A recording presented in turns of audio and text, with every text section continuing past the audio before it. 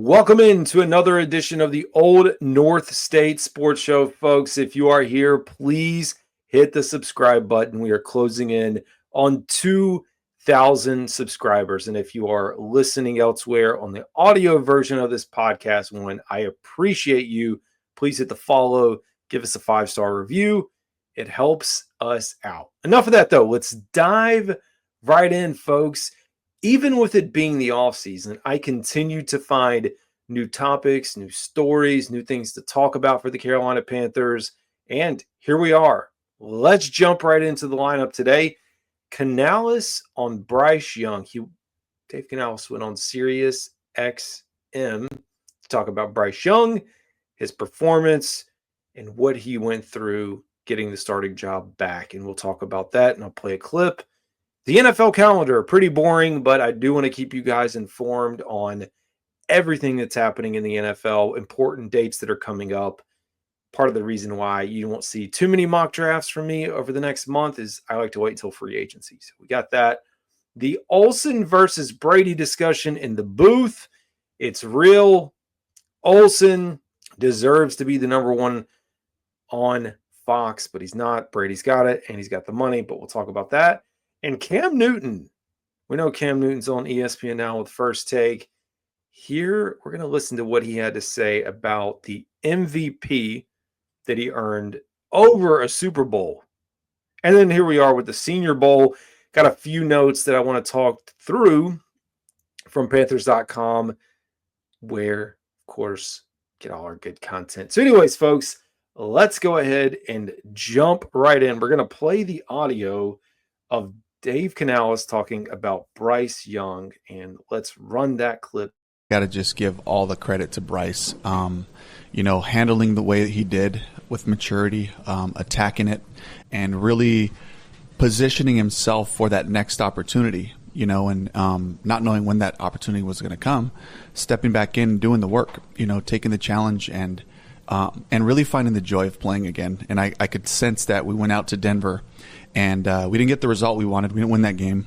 But he threw some balls with confidence. He was having fun, connecting with his teammates, working the sideline, all that. And it was just like I could see this shift in him. And then he just took steps every week and just diving into the installs, diving into the game plan, improving from the previous game, and applying those things. And so it was really cool to be a part of.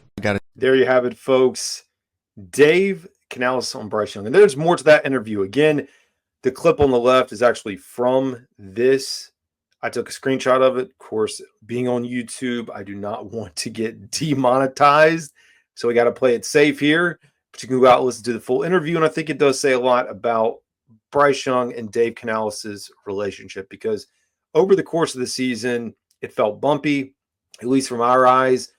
As we got closer towards the end, it felt like, they kind of came together.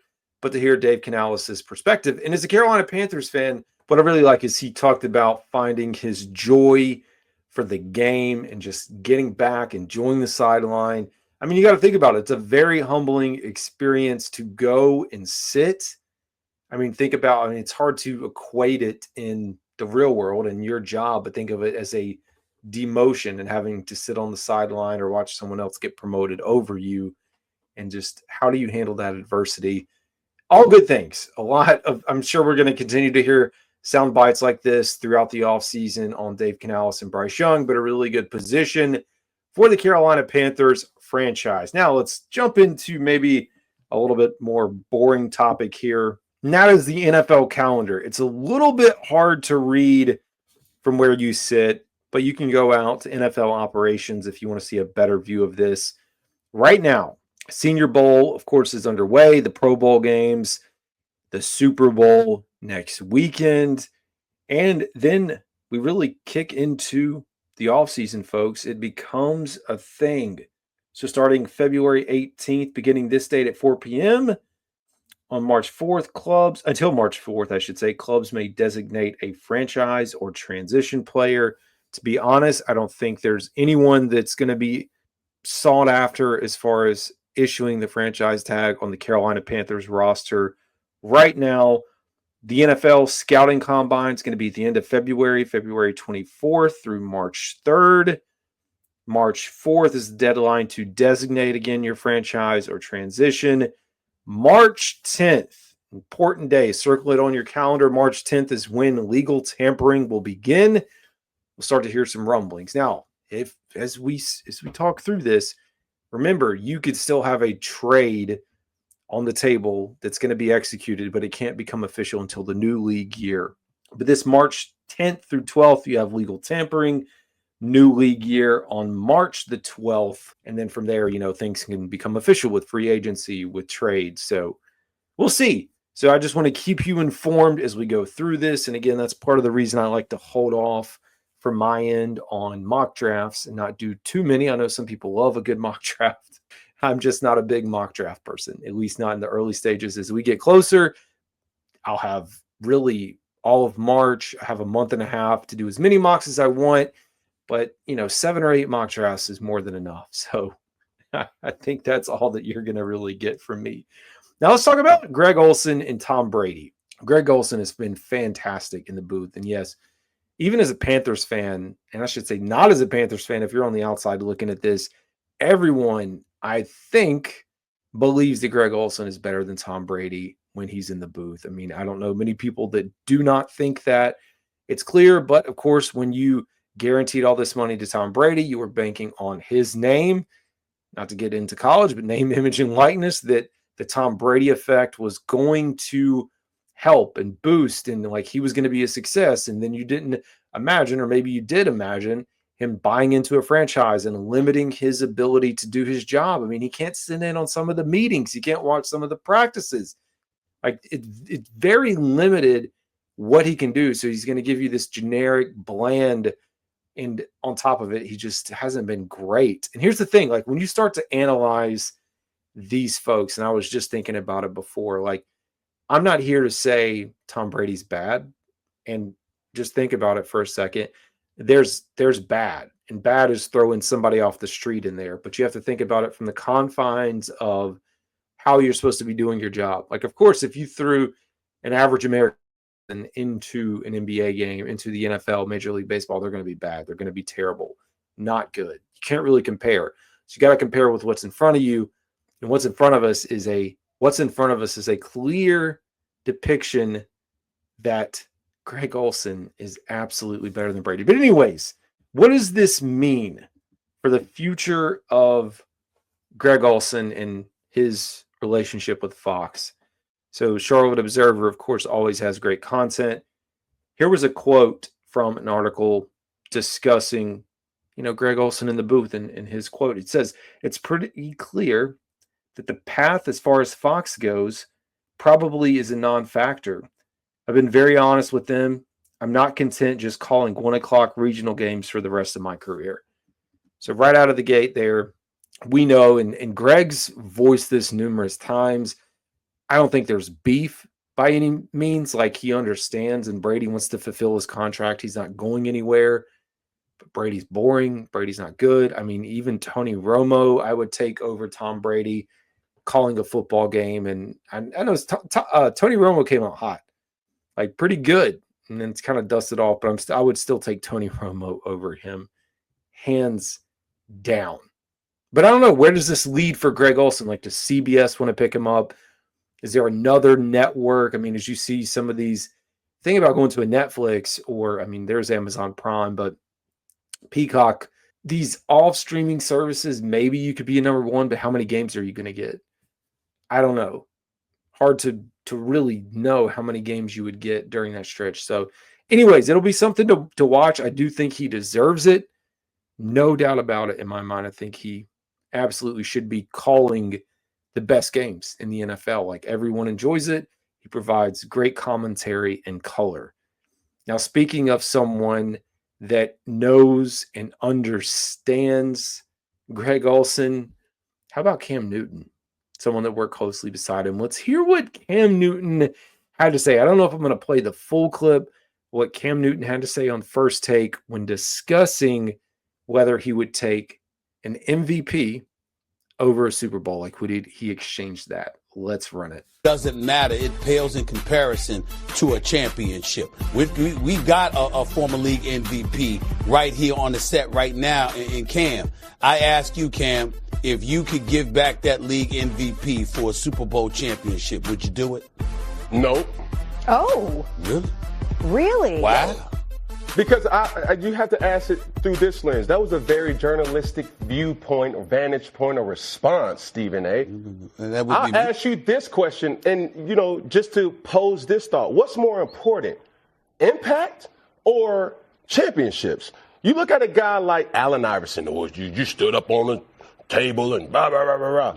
Everybody's not going to be Michael Jordan. Everybody's not going to be Patrick Mahomes. Everybody's not going to be these individuals who have the luxury of saying, hey, I not only dominated this sport, but I also have championships to back it. Like, let me remind you, Brad Johnson won a Super Bowl.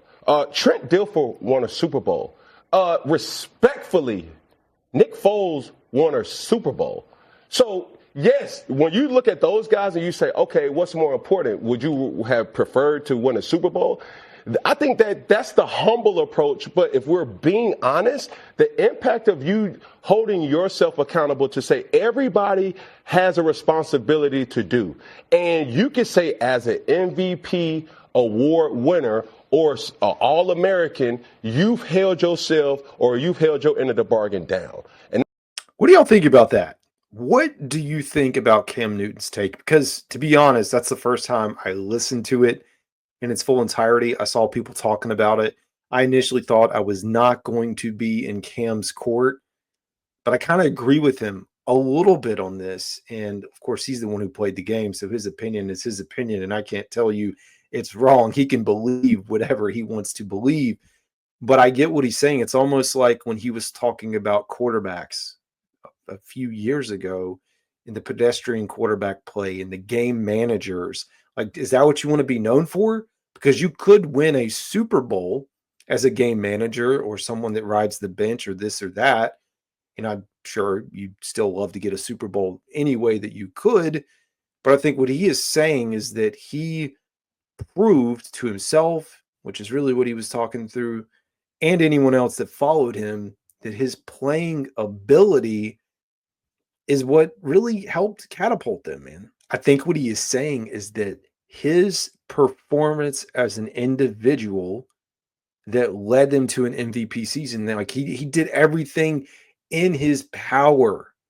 So giving that up over a Super Bowl, and it's, like he said, that's a journalist approach to say, would you exchange your Super Bowl for an MVP? Like, I mean, sure, from the context of you're telling me I can win. But I think what he's also saying is, like, does that mean that he plays the same level or the same way or is the same type of contributor? So I'm a fan of it. I really am. And I didn't think I was going to be before I actually listened to it. So I'm glad I listened to the whole clip. Cam Newton's been great, man, for the media. So anyways, let's close this thing out today talking a little bit more about the Senior Bowl. We got a quote from Panthers.com on Dan Morgan. And one of the nice things about this year that we've talked about this offseason in 2025 is the continuity. Offense, I guess we can say defense, as far as the coordinators and Dan Morgan. You're not searching for coaches. You remember, like, this is all new and newness last year. You're trying to figure yourself out, get your footing, move to a new place, jumped here, go to the Senior Bowl, bounce around, have conversation. Like, there's just so much, establish the culture, a lot to go through, get yourself set up in the office. But now things are kind of under control. So here we go on Dan Morgan from Panthers.com. Speaking of this, he said, me and Coach Canales were talking about it on the way over here.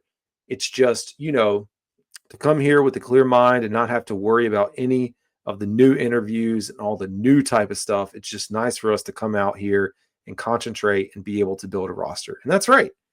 That's exactly what this is about, not having to focus on all the outside noise. Last year, they even talked about on Panthers.com being mic'd up because they did the Blueprint series and all this. They don't have to worry about that. I mean, sure, the content could be there if they wanted it for the Panthers. They can focus on business, which is what we want them to do here in Carolina. I much prefer business and operations and being successful over another Blueprint series video that comes out. Let's be real. So I'm excited about it. And when you talk about the Senior Bowl, I think it's important to acknowledge, like, why does the Senior Bowl matter? And why are these visits and things like that matter? Like, one, as I was talking about mock drafts, one thing you'll want to keep tabs on, and I'm going to do my best to keep you guys up to date, are all the meetings that occur. And they're various. You're meeting at the Senior Bowl. There's East-West.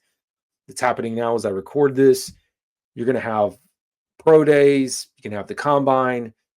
The Panthers have met with everyone that they drafted last year, and some, even including some undrafted free agents. And so even in particular, when we go back and look at the Senior Bowl, we met with Xavier Legette, Trevin Wallace, Shaw Smith-Wade, had a really good Senior Bowl, Jaden Crumity, and Andrew Raym. So these things are important. And if you're a fan who really is trying to understand who are the Panthers going to draft, who are they talking to, it's a good place for you. As you get the reports and hear who talked to who, you get to learn some information from that. So it's exciting. Anyways, folks, that's going to do it for today's episode. I appreciate y'all tuning in. One thing I will say, we've got our youngest son's birthday party this weekend. So the odds of me recording new content may be slim. I'll be back potentially Sunday night. We will see, but I have a bunch of pre-recorded content in the works. If you're a member of the channel, you get early access. I've had stuff out there for days. Some of it maybe even a week. Anyways, that's all I got for y'all. This is Carolina Dad. Y'all have a good one.